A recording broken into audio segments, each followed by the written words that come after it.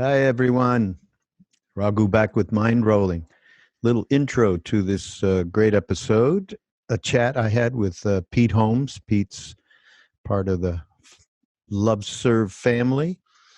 And I'll talk more about that in a minute. I just wanted to give a shout out to 1440. I have a pick this week for one of the workshops that they're running, 1440 Multiversity. Go to 1440.org.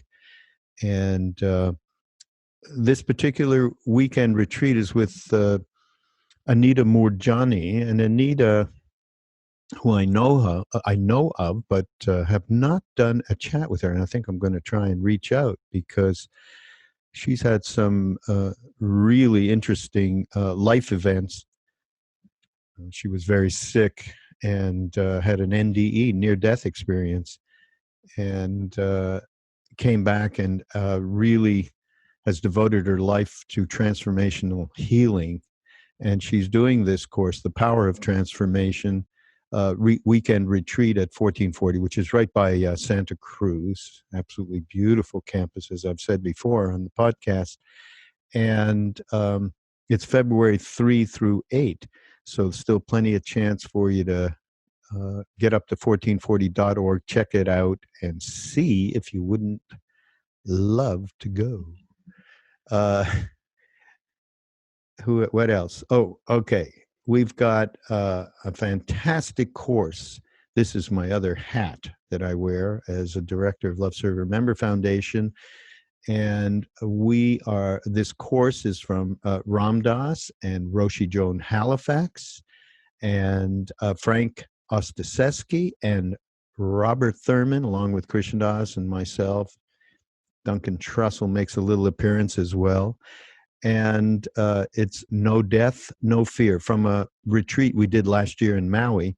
And we've taken the essence of all of the conversations that were had and presentations. And this is absolutely required viewing, and it's free.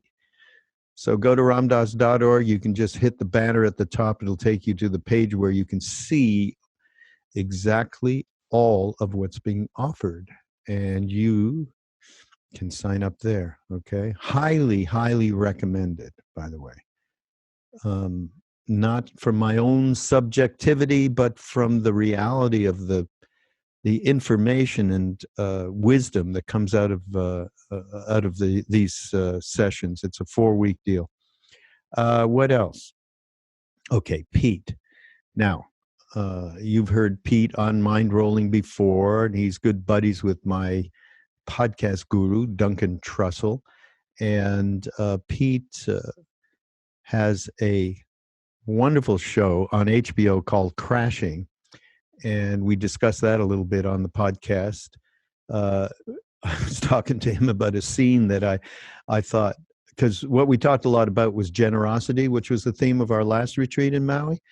And I said, wow, your character, he seemed pretty generous when he tried to do, somebody was sick, one of the comics was sick, and he did a benefit. He led a benefit, and Pete said, well, I wouldn't know about total generosity there. I mean, he was doing this so he can get more attention put on him.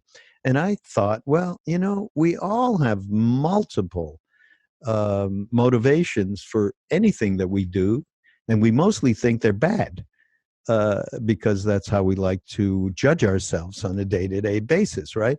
So I said, I think he had good motivation and he had bad motivation, and that's wherein the teaching lies. Now, of course, we're talking about a half-hour sitcom on HBO, and Pete was very forthcoming about all of that. Terrific person, so honest and so real and humble. I mean, he's a love. He really is. And so anyhow, you can catch, I think January 20th is the debut of 3rd season. I mean, this is a successful show. This is all kudos to Pete and his producer, Judd Apatow. By the way, Judd did this fantastic thing that's on, well, it was an HBO doc on Gary Shandling in 2 parts, and Ram Dass is actually in it because we did at one point. Of course, Gary passed a couple of years ago, but before that happened, we did a lovely chat, Skype chat with Ram Dass and Gary and Judd, which is in the film. So you can check that out too if you get HBO. That's it. I'm happy to have you all enjoy this chat with Pete Holmes on Mindrolling on the Be Here Now Network. Go to BeHereNowNetwork.com and check out everybody who is doing fantastic work. And our newest member, Omid Safi, is has a wonderful podcast on love, Sufi love. It's just tremendous. Check him out.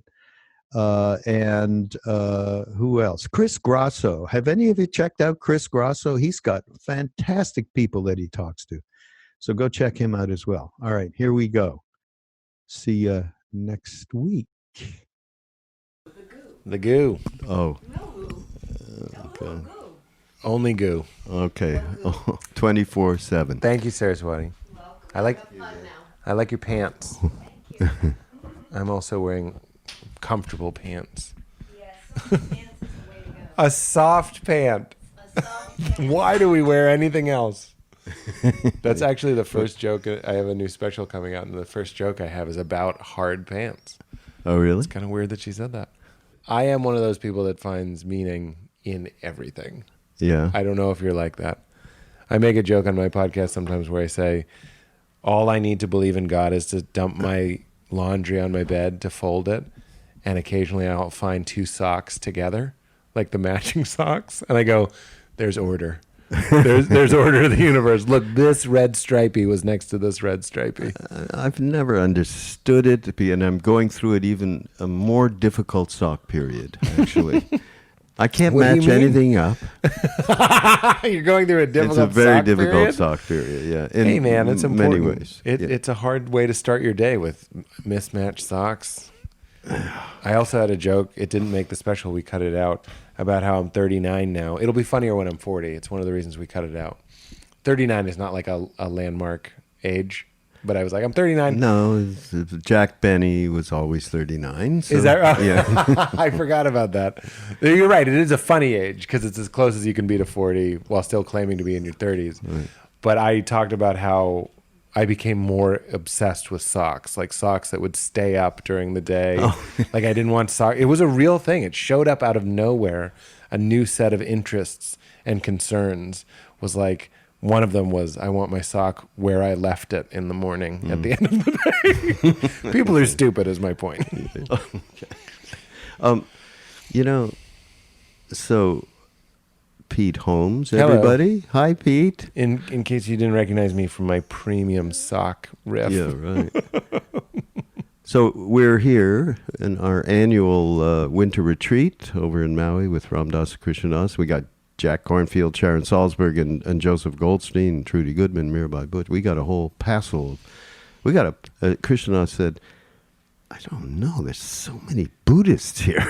Oh, buddy, that's what I said. I said that to KD on the way out. I went to the chat with, I'm sorry, what is his name? Paul? No, Chat. I blew it. The new guy Oh, that you just mentioned. I already forgot it. Joseph Who's Goldstein. amazing. Please don't Totally amazing. Please don't Amazing. mistake my forgetting his name for not enjoying him. But it was Joseph and Sharon. And on the way out, I said to KD, I go, get a little Buddhist in here. Yeah. Which is fine. But it's funny that you bring this up. I wasn't going to mention it.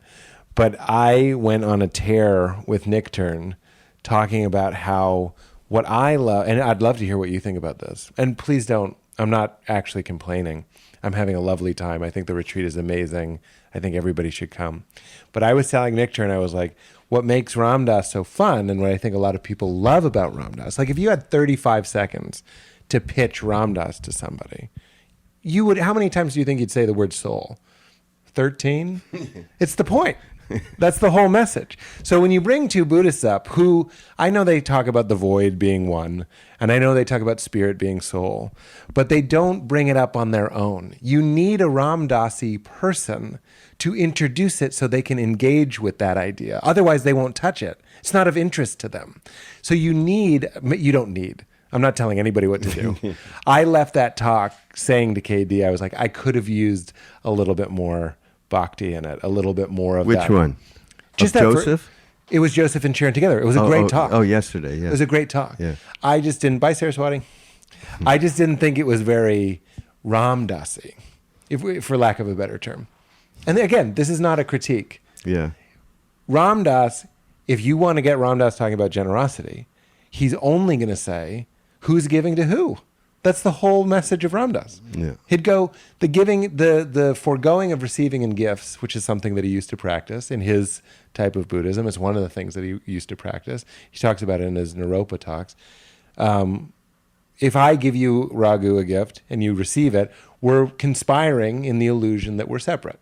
So that's why that discipline was interesting to him, was like, let's stop doing that because I want to wake up. I want to remember that we're all one. Yeah. So they had a lovely chat, a very engaging, interesting, fulfilling chat, but it didn't have, so I was saying to Nick, I was like, you got to get a Hindu up there or you got to get a Bhakti up there because those two tastes together are one of the things that makes Ram Dass Ram Dass. So you have all these people there and some of them are new. And I'm invested in this satsang, and I get a little concerned that I'm like, if these people read Be Here Now, or if they listen to Ram Dass talks, and here we are having a very soul, just the word, there's a lot of soul in the conversation, but a soulless conversation, they might go, what's going on here? Because the quickest way to do a Ram Dass impression is just say, you're a soul. What do you think of that? I guess I'm a little bit, it's somewhat subjective for me. Like take Sharon Salzberg, for instance. Love Sharon. Yeah. She is so embodies loving kindness, which is no different than all of this other languaging, that Ram Dass is using. Soul and soulpa and all that. She so embodies that. And it doesn't matter kind of what's coming out of her mouth. Joseph also does, but he's much more nuts and bolts. Look, we got to figure out how we're going to get through this, this constant self-referential, self-cherishing, separated. We have to figure something out here. Yeah, he's practical. Yeah, he's practical, and for instance, what he did today, which I can't remember if you said you were there or not. We weren't there today, no. Yeah. Okay, so if with all of this stuff and spirituality in general and whatever thing is yours, a Buddhist thing, a Bhakti thing, whatever, it's absolutely necessary to do something. You can't just go, okay, this is great, and think that you're doing something. Right. You really have to take steps. He, in 1 hour and 15 minutes, gave everybody everything that they would need to reorient their perspective, to be able to really have awareness and really see what our motivations are and really, really look into the fear we have of, he went, ask anybody, do you like pleasant? Of course, yes, I like pleasant. Do you like unpleasant? No, we don't want to know from unpleasant. Right. And to really see the true nature is to work and do practice of what that is, that nothing stays, it's all absolutely changes every second. So to get those things going is to really address the bullshit that we engage with on a, Christian, that's Duncan and I have been talking a lot about. Hey man, we miss him. He would have been right here in this chair. I don't have my buddy. You don't have your buddy. Yeah, I was expecting to see him actually. I forgot his wife is 8 months pregnant. Yeah, she's close. Didn't even occur to me. Yeah, but it's around the movie of me. We're really investigating this, which is Krishnadasa's thing, KD's thing. You wake up in the morning. You're the director, producer, and star in the movie of me. Right. And every thought that comes out of you. That's every one of us on a day-to-day basis. And I'm just telling you that Joseph gave the antidote in 1 hour and 15 minutes to just that. Okay. Yeah, it's interesting. So that's necessary as well as developing the heart and getting embedded, as Ram Dass suggests, into loving awareness. Yeah, no, I hear that.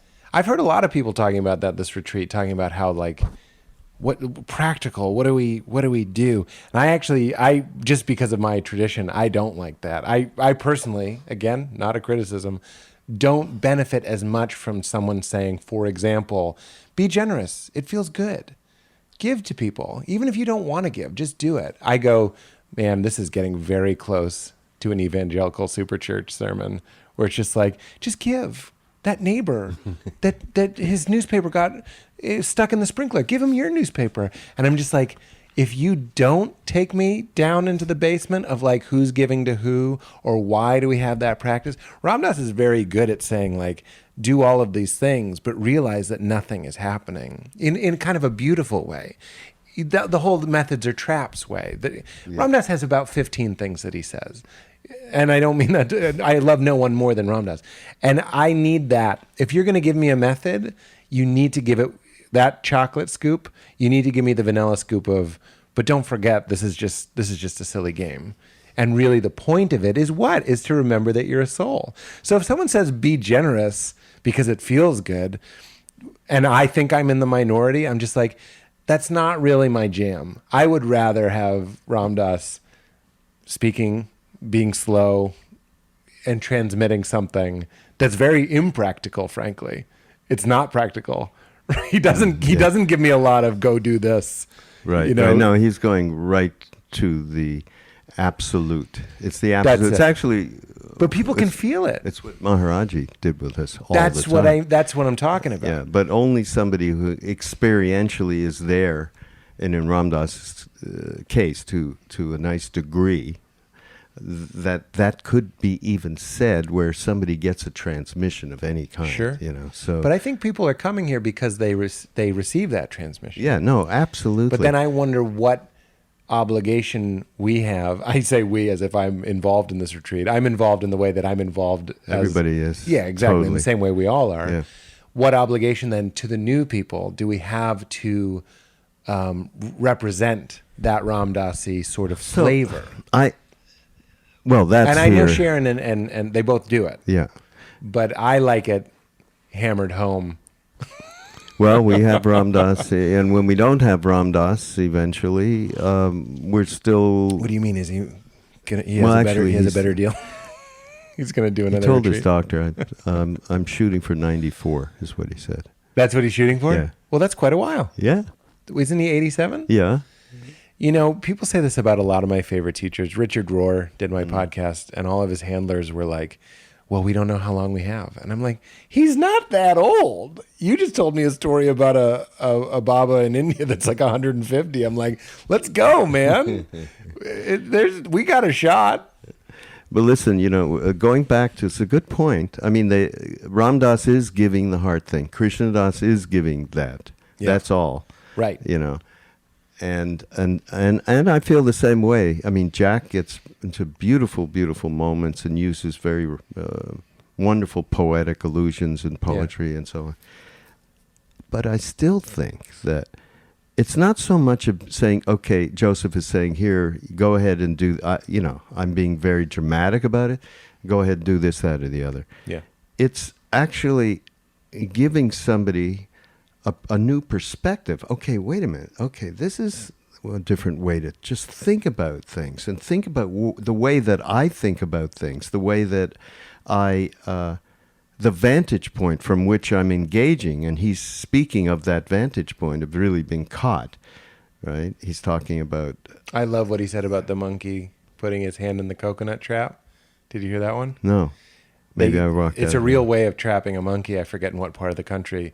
the world, but you cut a slit in a coconut and a monkey can put his hand in and grab whatever treat you put in there, let's say bananas, mushed up bananas, but then because he makes a fist, he can't pull his hand out, so the only way he can free himself is by releasing.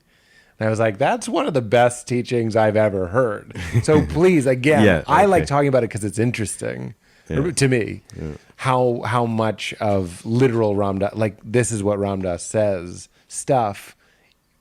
My favorite, and maybe you might even agree, I love Jack and Ram Dass together. Well, that the other day was You can't wonderful. beat it. You can't beat it because nobody's better. I mean, we don't have to say nobody's better. He's one of the absolute best at teaching. Jack will get you there, you know what I mean, into that bhav or that frequency. It's beautiful. And he does it from a not very ceremonious, not very gushy, it's not very mushy gushy place. He's just giving it to you, right? It's very Buddhist. He's just giving it to you, or he's helping you find it.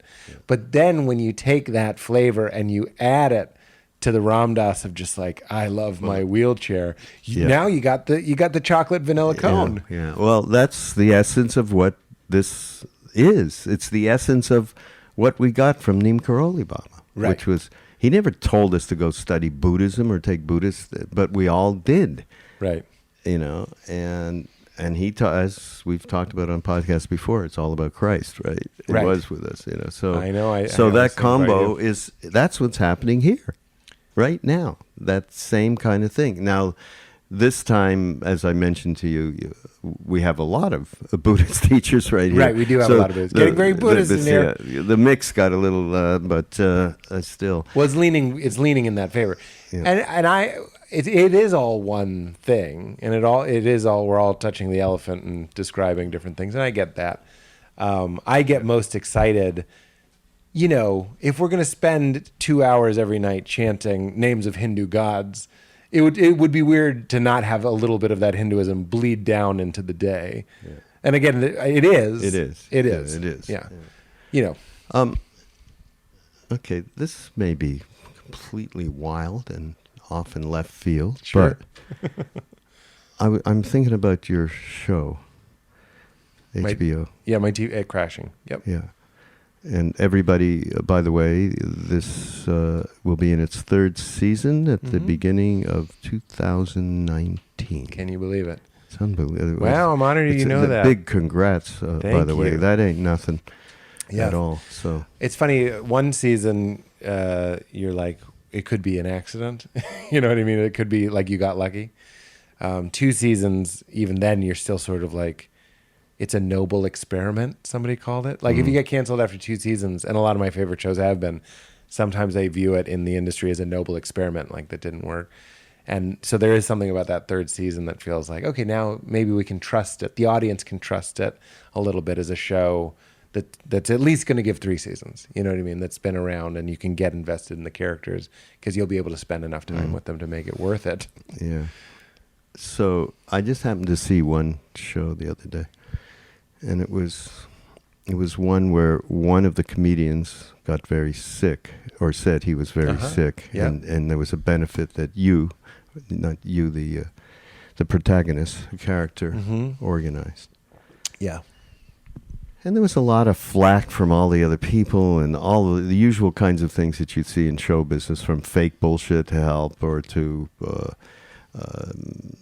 some genuineness, and you know, the whole gamut of it all. Yeah. And then there was you running back and forth trying to get people because Artie didn't show up, Right. blah, blah, blah. Right. Okay, fast forward. Here we are doing a retreat around generosity, right? Yep. This episode was around generosity. I started thinking about this after I watched it and said, that's Yeah. funny. I watched this just before, a week Oh, that's before I was funny. coming. See, that's your socks in the dryer. Yeah, exactly. That's enough. What do you think about that? I mean, what's going on there? I mean, the character has a lot of innocent goodwill Right. that is frowned upon. And I mean, the part that I hate, I'll tell you why too, is, you know, how much they kick the character around. Yeah, You I know, get that a lot. Yes, I'm sure you do. It's cringy. Yeah.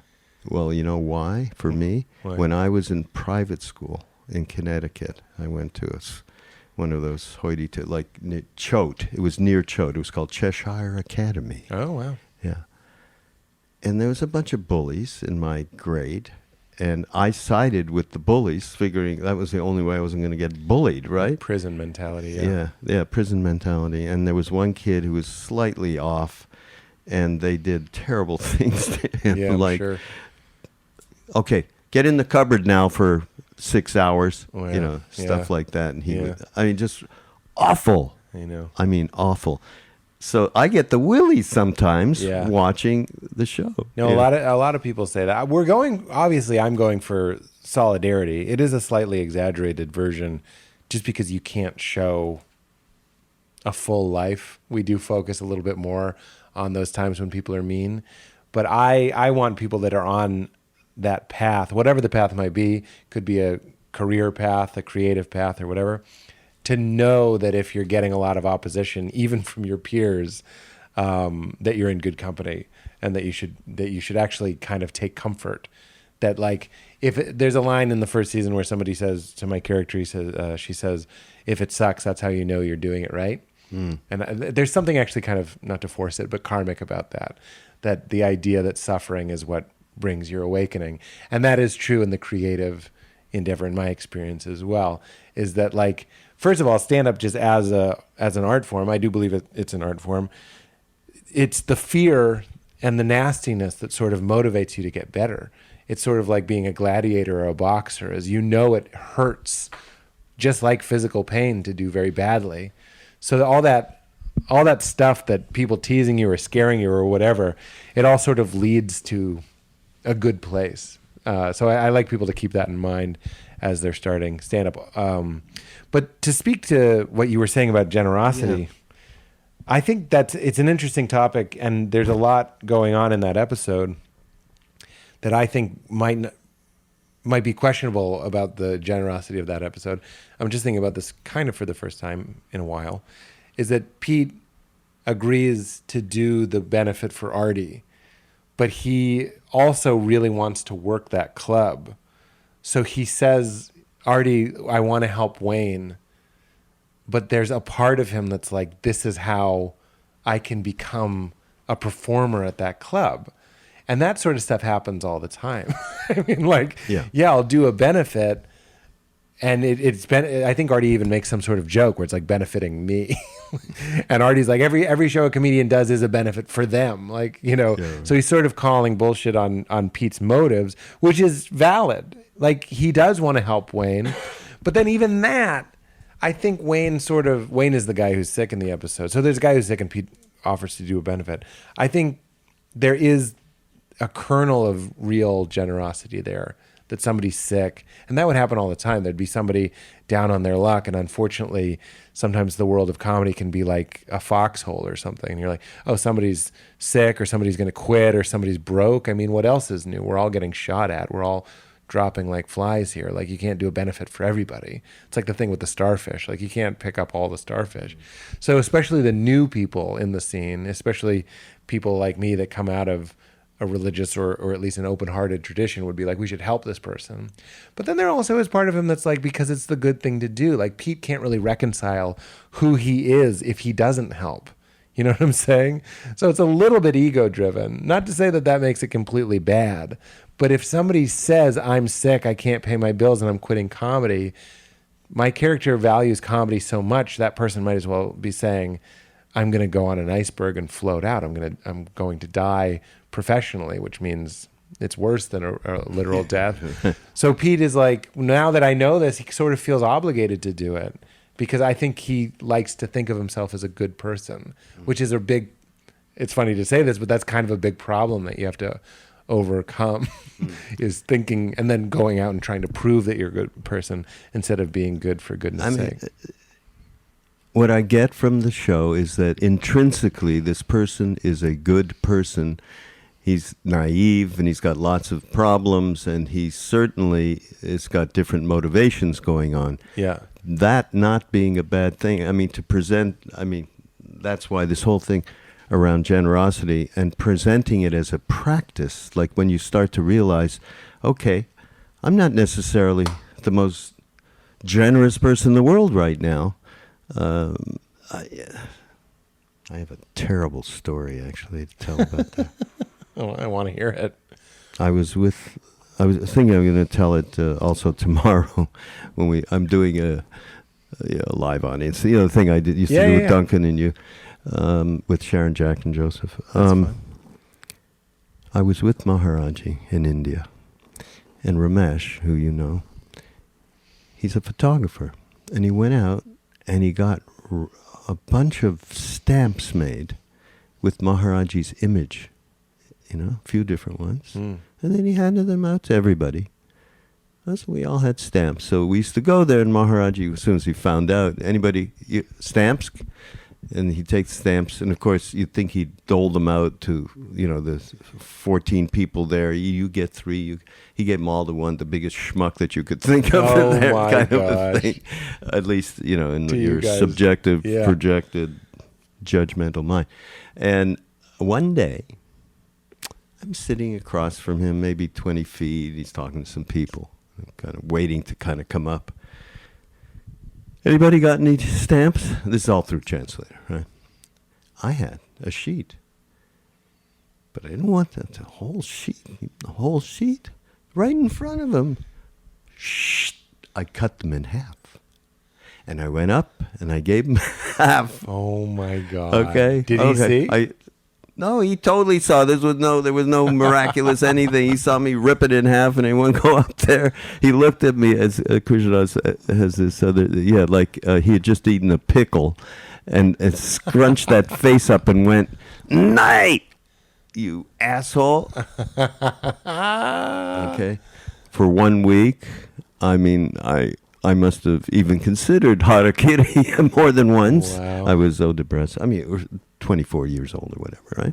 You got to take that into account. And then I went back a couple of days later, had the stamps, though, and he said, "Anybody got any stamps?" And this time I took everything that I had, and I gave it to him, and he turned and he gave it to somebody, and then he came back at me and he looked at his eyes wide open. He went, we just pointed that finger at me like, "Watch out, buddy." Yeah, I got my eyes on you. I love that. I mean, it's so simplistic and weird and everything else. And to this day, I mean, that's why the beauty of every action that happened around this, a being like this, it resounds for the rest of your life. It has resounded to me through this whole generosity thing. Let me read you this one thing that I love. It's from a Tibetan Lama named Gelek Rinpoche, who many of us were friendly with, and he was a wonderful Lama. He died recently. "When you are practicing generosity, you should feel a little pinch when you give something away. That pinch is your stinginess protesting. If you give away your old, worn-out coat that you wouldn't be caught dead wearing, this is not generosity. There's no pinch. You are doing nothing to overcome your stinginess. You're just cleaning out your closet and calling it something else.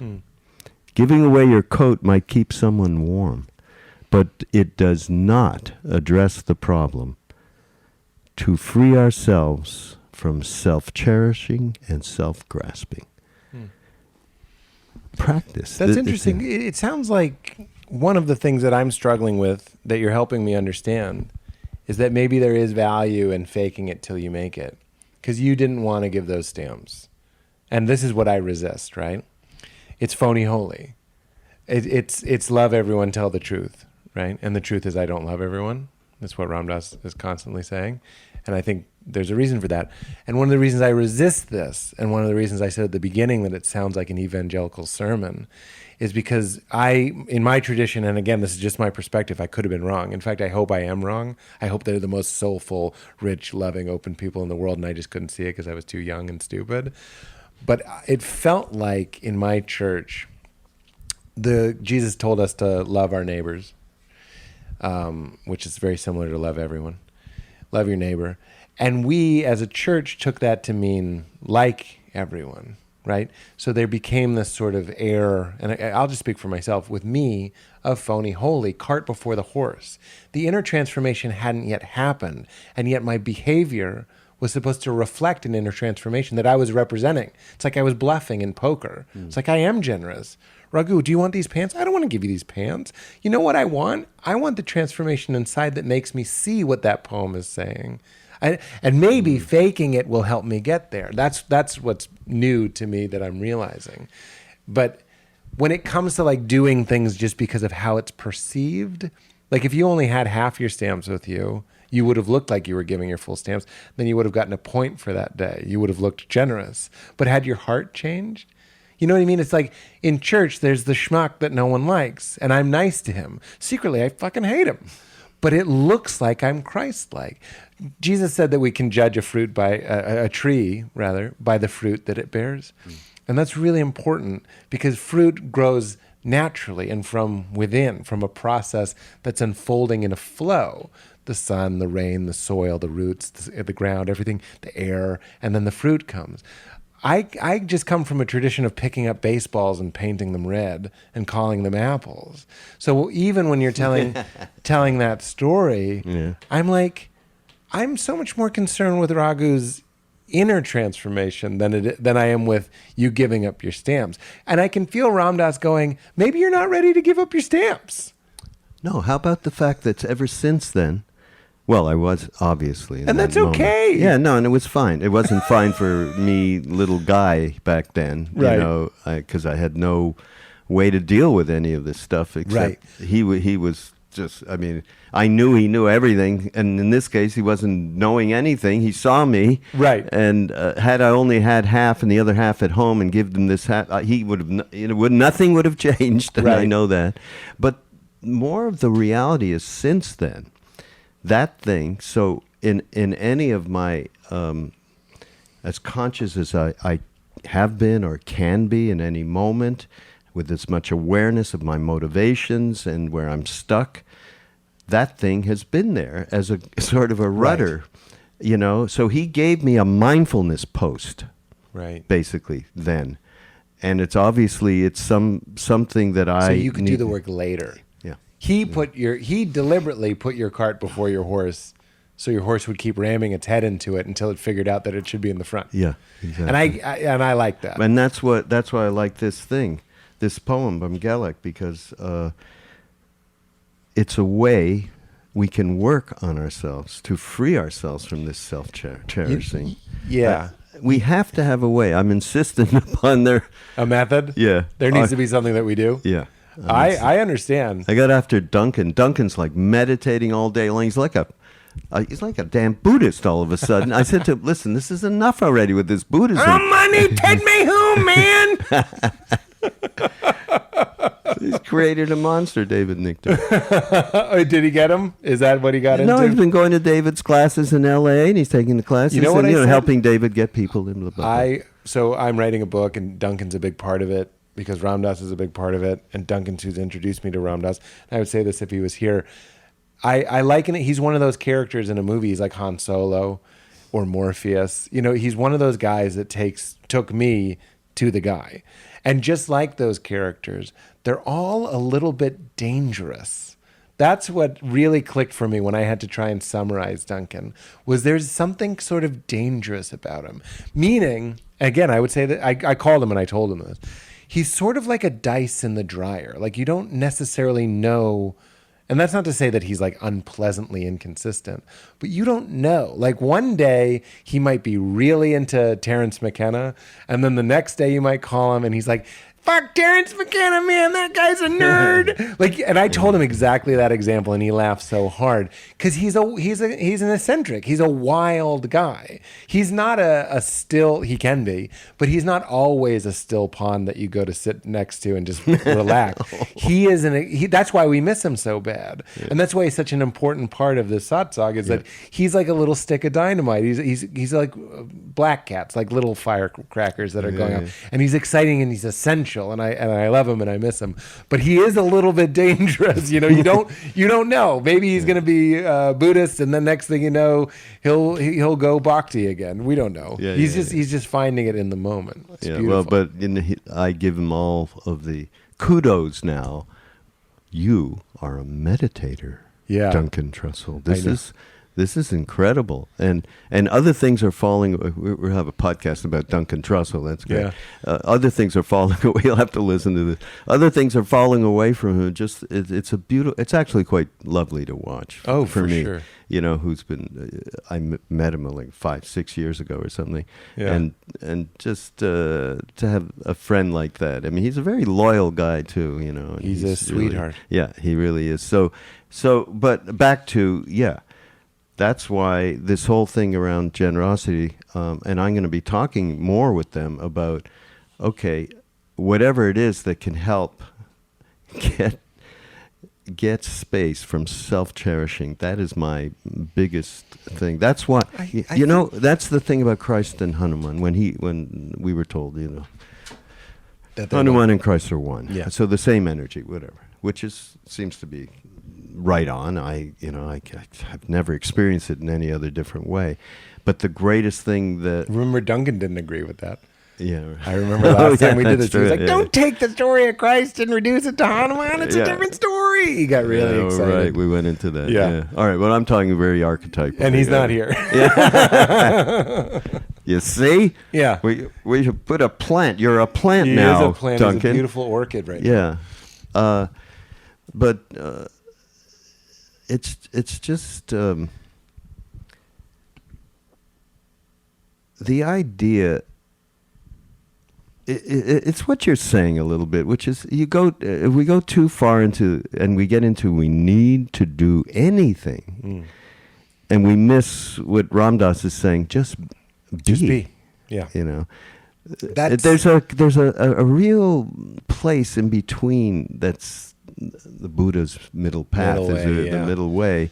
I just think that we the very first thing is just to have an idea from where we are. Where are we perched? Yeah. Where are we perched? Are we? 'Cause that's what, by the way, Joseph was saying this morning. The problem is that the filters that we have are all around grasping, aversion. I don't. Oh yeah, that's not right. And if our filters are all around these, habitual patterns, these charged patterns, then we have no perspective from which to just be. So we've got to move back and go, okay, there are things that practice, just like if you want to be a singer, you got to practice your vocals. If you want to be a hockey player, you got to practice. And so there is a way in which that becomes something to even allow us to see clearly in our lives what motivations we have, where the generosity is really completely off the mark. I mean, so yeah. Right. It's interesting though what I'm realizing is, so you said attractions and aversions, and Ram Dass talks about attractions and aversions, again, he steers it back to the soul. He says, I want to increase pleasure, I want to maximize pleasure, and I want to reduce pain. I want to bring in the high and push out the low. This is what everybody wants, by the way.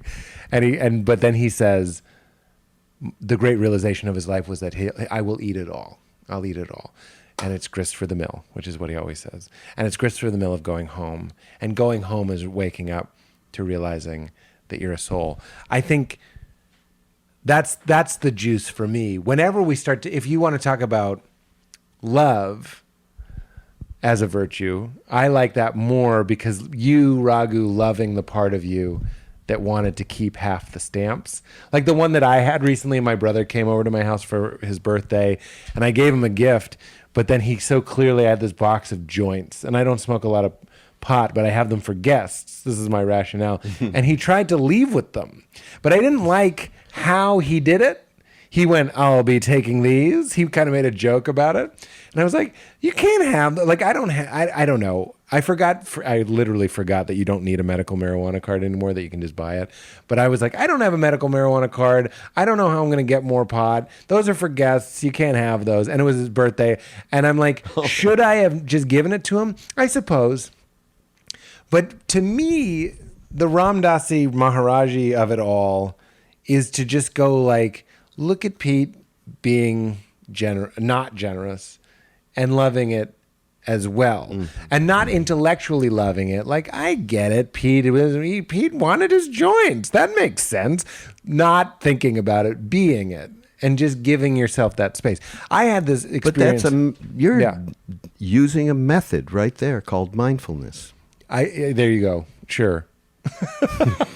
I guess as soon as you label it instead of really just telling a story, Ram Dass just tells stories. Yeah, I had that experience when I went and saw Ram Dass on a private retreat.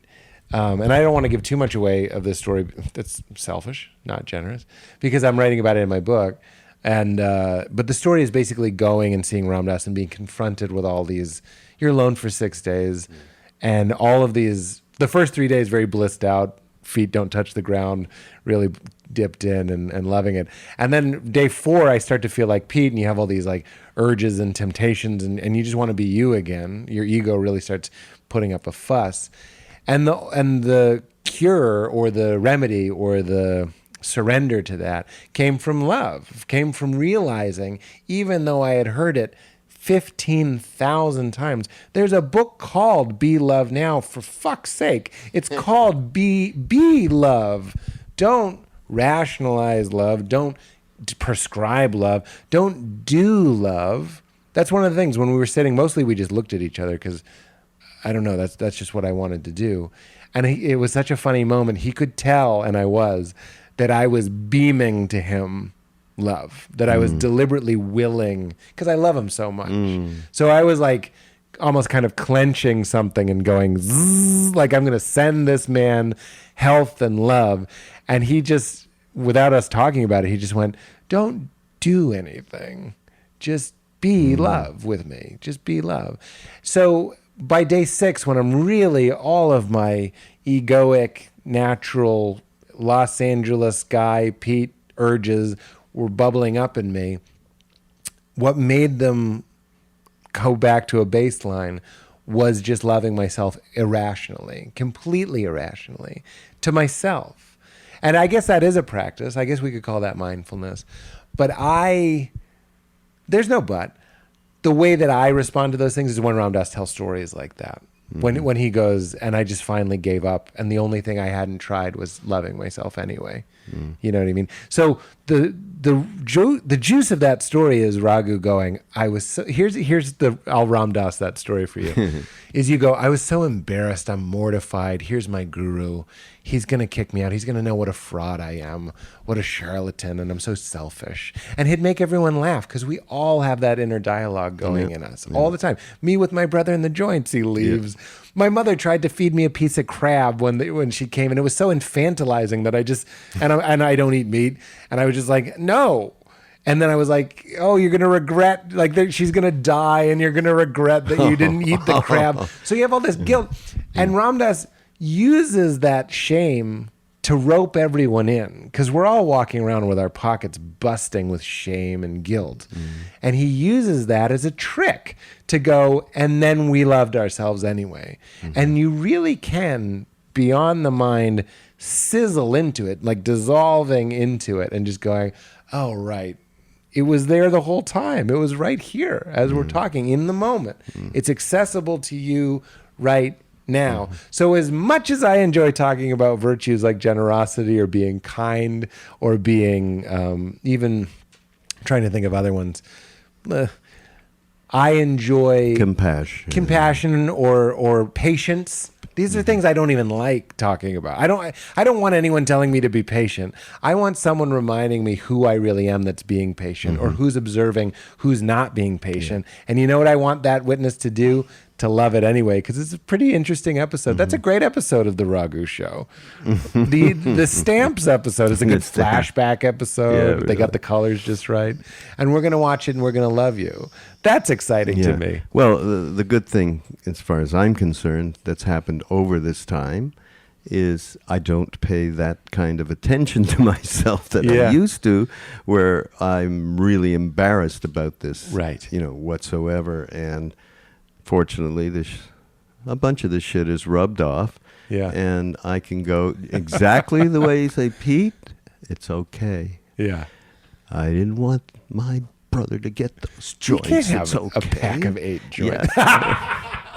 You just go, I have a benefit because you didn't even know how to refer to me on the show. The character on the show is named Pete Holmes.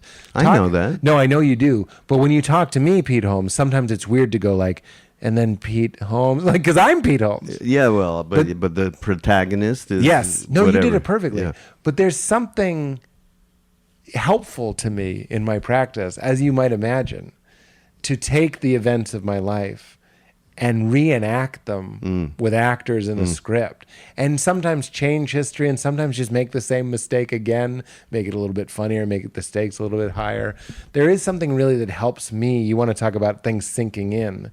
Something as non-spiritual as making a TV show actually can fortify and fulfill the practice of going, that's not me. I have to edit our show. That's great. I edit our show, like I'm in the editing room. I know you've done that sort of stuff.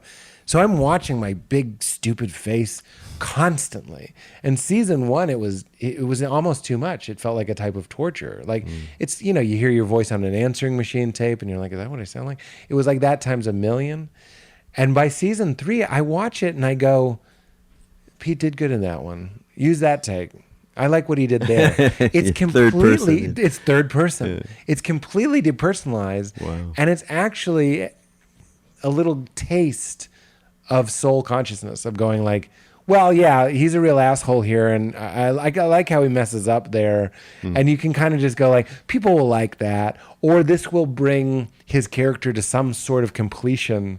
It's a very interesting thing. It's far out. I haven't told you this yet, but we have been working. I mean, maybe I've told it in the past, but we've been working on a film, a Ram Dass film, for the last 3 years with Jamie Cotto, and we just got the final thing, and I showed it to Ram Dass and some of the other folks. Will you send it to me? We're in our room with the baby.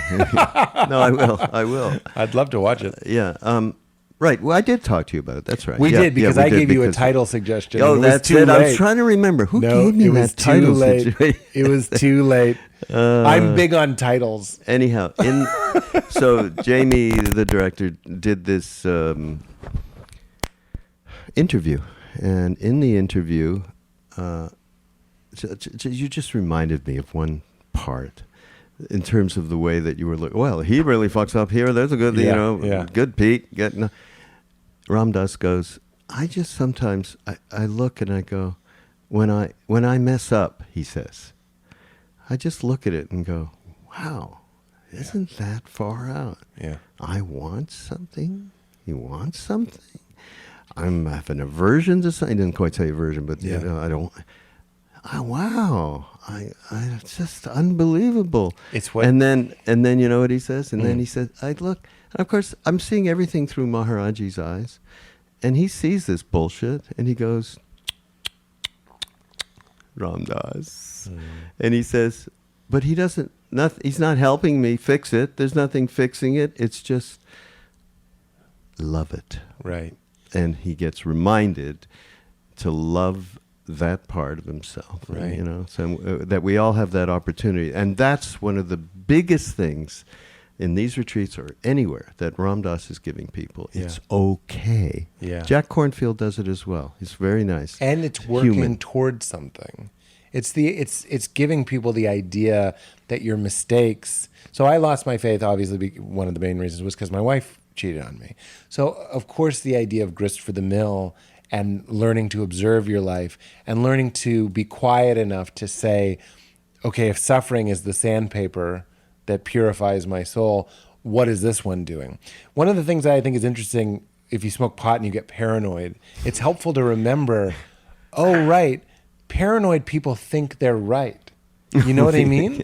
Like that was a real epiphany. Oh no, or they're completely believing in their thoughts. Yeah. So when you're not stoned and you have a fear or an anxiety, it's very helpful to go, what did you think it would feel like if not real? Of course it feels real. It's you. You're stuck in it. Like there is a part of you that's somewhere else going like, okay, sure.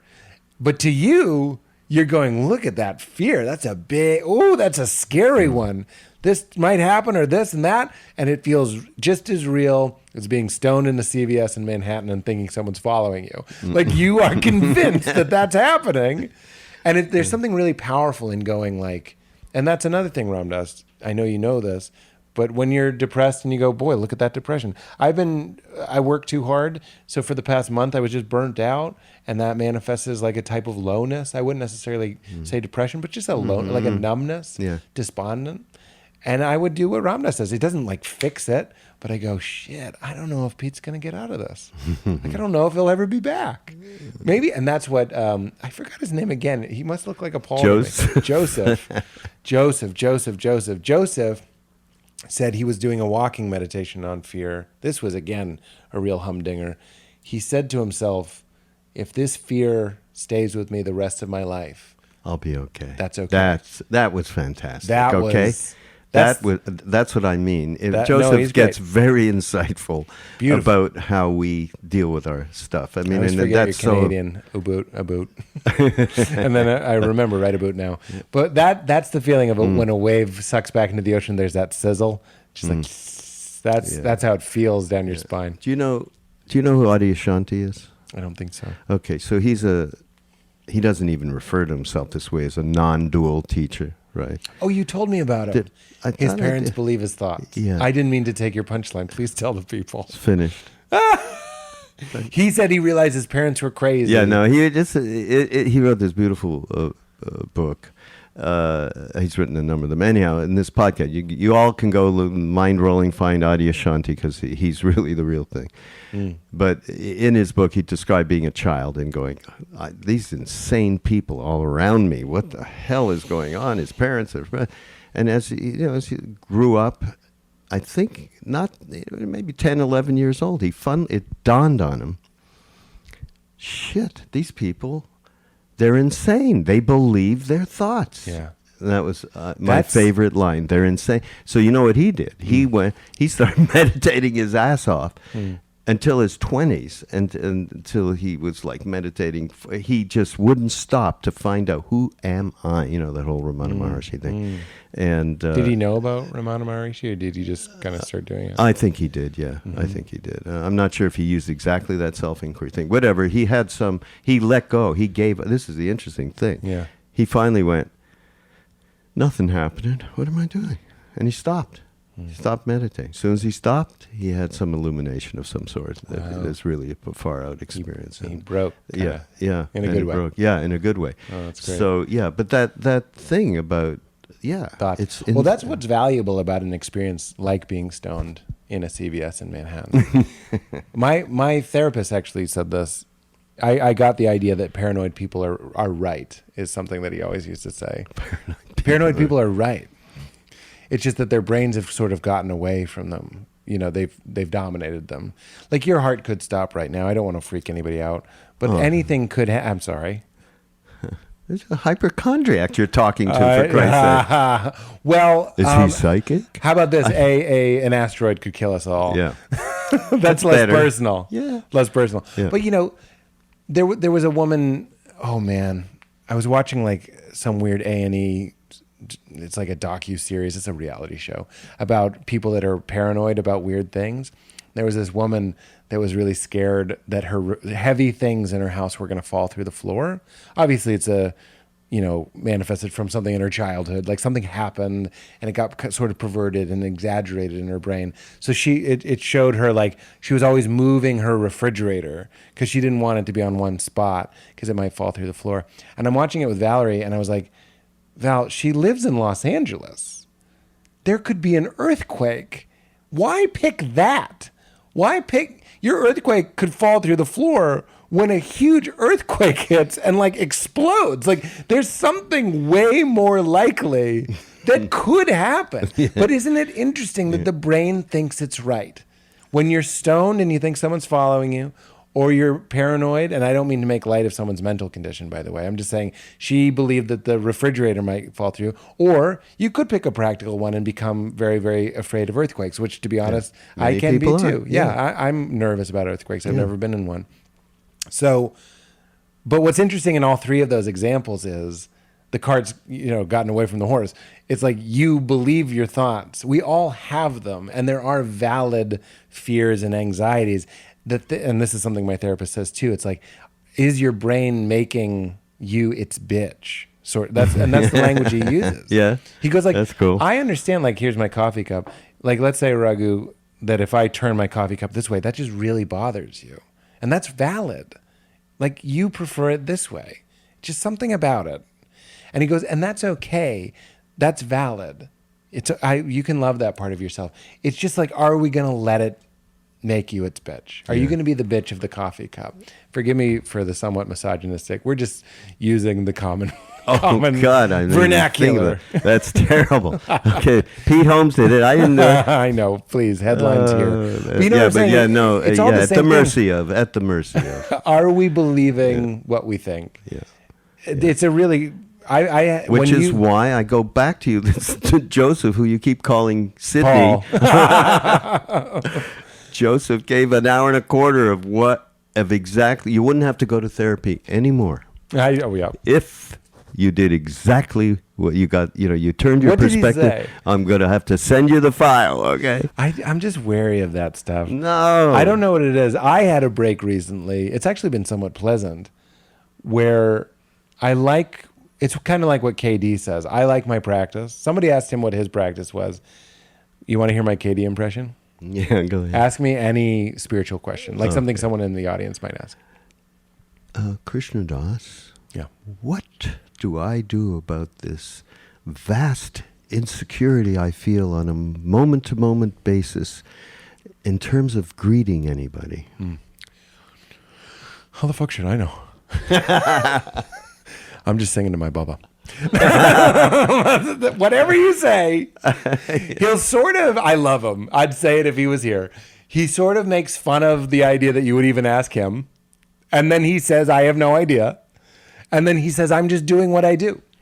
And even though I like to do that impression, I am more in that line lately. For me, meditation is important, especially in show business. I lose my compass and I can get very depressed.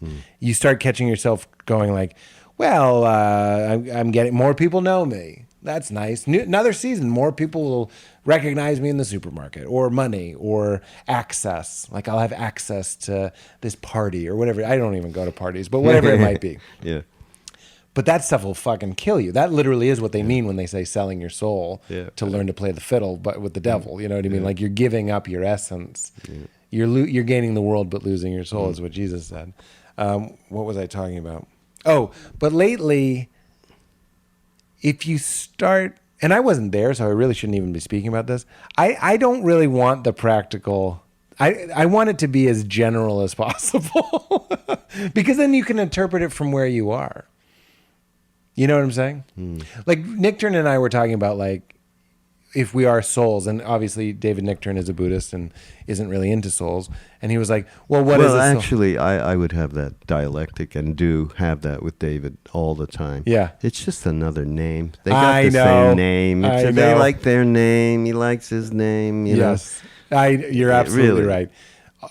Who was it? There was that woman that had a brain injury, and then she sort of started having enlightenment type life. Who gave TED Talk? Yeah. I can't remember her name. She would alternate between saying it's all one and it's all zero, but she meant the same thing. Yeah, exactly. She just kept going around to people going, it's all zero. Yeah. It's all zero. It's all one. Who cares? You know, man, like this is just my trip lately. Is it just like it's all one thing. Sometimes I would come on this retreat and go like, have I turned my back on Christ by going with Maharaji? Of course, I still claim Christ and love Christ, but who cares? It's all one thing. Like it's either all one or it's not. Like, do you believe what we're saying? Then it's all the same. Like, who cares what word or what person or what saint brought you there?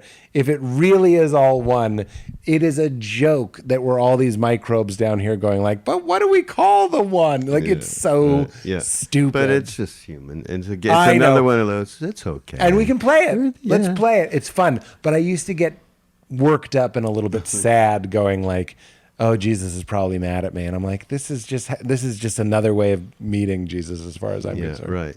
Exactly that. And meeting all of them. Yeah, exactly that. By the way, just Joseph, I caught one thing Paul? Joseph, Sydney, I want to call him Sydney. that Joseph, we're just kidding now. Yeah, he's not going to listen to No. this. He said And to if me- he does, he's not going to make it this far. The first time I called him Paul, Yes, he he's turned gone. it off. He said he was talking about a book that he liked best, that was emblematic as far as he was concerned of generosity. That Ramdas. It's called "How Can I Help?" It's Yes. a great book. Yeah. Okay. So he said, and what we should all, and I don't quite know how he couched it. He said, engraved on emptiness is, how can I help? It's the greatest thing that I have heard in years of the way, the emptiness being empty of self-cherishing, empty of Yeah. self-referential, and it being love. Right. Engraved on emptiness, love, you can put /love, how can I help? Because there ain't anything else. Right. Is it Ramdas? That's the only game in town. Yeah, Ramdas says in the film, he goes, we've done that trip. We've done our separation trip. It just comes down to a zero. And from that zero, just serve. There's nothing else for us to do. It's in the movie. It's really quite beautiful. And by the way, yeah. that's why I think the things that you're doing, and Duncan and people like that, I mean, it's a great, great thing to just have some injection of awareness, love, Yeah.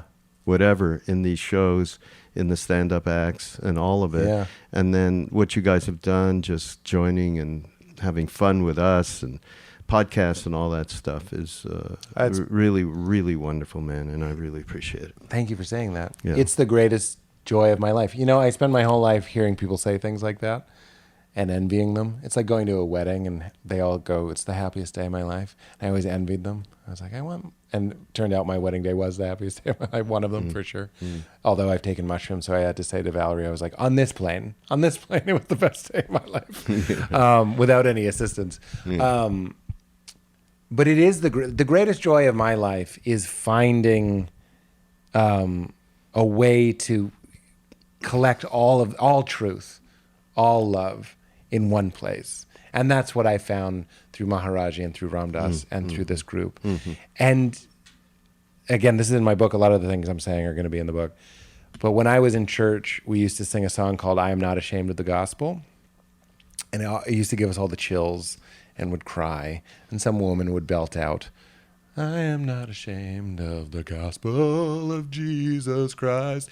And would all be would cry. It was a moving song. And I was like, the truth was, again, I'll just speak for myself. I was ashamed. And I would argue that you don't write a song called I Am Not Ashamed of the Gospel if you're not a little bit ashamed, because it's embarrassing. I spent the majority of my life believing that you, Raghu, a Canadian Jew who went Hindu and then Buddhist or whatever it is you are now, was going to hell. And you know what? That's a good thing to be ashamed of. Like, that's kind of I believe that's a shameful thought. You don't write a song called I'm Not Ashamed of Ice Cream. You know what I'm saying? There's no need, because no one is. So we were all, at least I was, feeling all this conflict and guilt.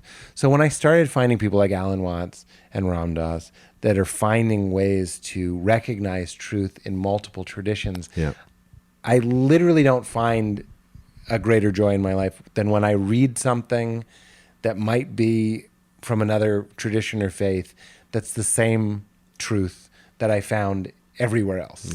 It gives me the chills just talking about it. I'm right with you. And I then when love you have someone like Eckhart Tolle or something pointing me back to the Bible or Maharaji or Ramdas, going back to the words of Christ and going, he was saying it too. It just got turned and twisted into something that you were ashamed of. But guess what? The gospel actually is good news. It's so much sexier and juicier and exciting than it was sold to me. It just got westernized and turned into a us or them, clan, right or wrong, dualistic. Like every one of them. Everything. I understand. Everyone. Every single one of them. So any gratitude you feel, not to boast, I'll see you tenfold, because this is the great joy of my life to have this stuff. Yeah. Well, that's why I think we're all together on that. Yes. And that's why we have such a good time. To find something dude, I'm in show business. You know what I mean? I'm a comedian. It's not normally something that someone like me would be comfortable talking about. You're going to get labeled a new age whack job. He went fucking yoga weirdo or this or that. Yeah. Oh, he's a vegetarian or whatever it might be. But to find something that you're actually passionate about, sharing, really passionate. My friend Rob Bell, who also shaped my faith in a big way, said, I love this quote. He says, when I meet an atheist and we get talking, we realize that we don't believe in the same God. That's what the fuck I'm talking about. It's actually exciting to talk to somebody about the phenomenon of consciousness, about the phenomenon of awareness, that we don't have to debate because we're using it to talk about it right now. Right. That it's not some myth or some fairy tale that we want to believe in. It's the exploration of what we're soaking in and saturated in right now that involves infinite possibilities. There's no dogma. There's an appreciation for mystery. There are methods and there are different methods. And you have Katie up there going like, I don't know. That's a beautiful thing. You're not being sold a bill of goods. He did spend 2 hours yesterday explicating a bunch of stuff. He knows a lot. Yeah, right. But he also knows enough to say, don't mistake me being on stage for being. Yeah. I'm going to tell you anything. Yes. Yeah, right. It's Ram Dass too. How many times did he say, I'm not your guru, I'm not a guru, I'm not. And that is something that I looked for my entire life, was something that I could unembarrassed belong to, but then not feel the need to tell other people about. But if they have the space in their inner house, if I see a bookshelf in their inner being that looks like it might benefit from a nice little jade vase that I got from Alan Watts' lecture. You'll give them the books. You give them joints? Nah. I need the joints. I need those joints. Oh, boy. So everybody listening here, okay, Pete's got this, it's got Crashing coming out, I don't know, mid-January, is it? I think so. Yeah. So, we'll put it up there so everybody can get it. And what about the special? When is special? That? December 15th. December 15th. Yeah, it's called okay. Pete Holmes' Dirty Clean is what it's called. Oh, yeah? It's a paradox. It's a non-dual title, man. Yeah, right. And then the book is later. And the book will be out in 2019. Yeah, it's called Comedy Sex God. Okay, when? I don't know, actually. I should look that up. Yeah, look that up. Well, we'll do another podcast when the book comes out so we can let everybody know about that. Yeah. But thank you so much, My Pete. sincere pleasure. Love hanging with you. I love hanging with you, and we too, spend this nice time together when we get here. It's always a pleasure. Lovely, lovely. This is Mindrolling. I'm Raghu on BeHereNowNetwork.com. And we're going to link you from here to forever on the show notes page, okay? Everybody, we'll see you next time.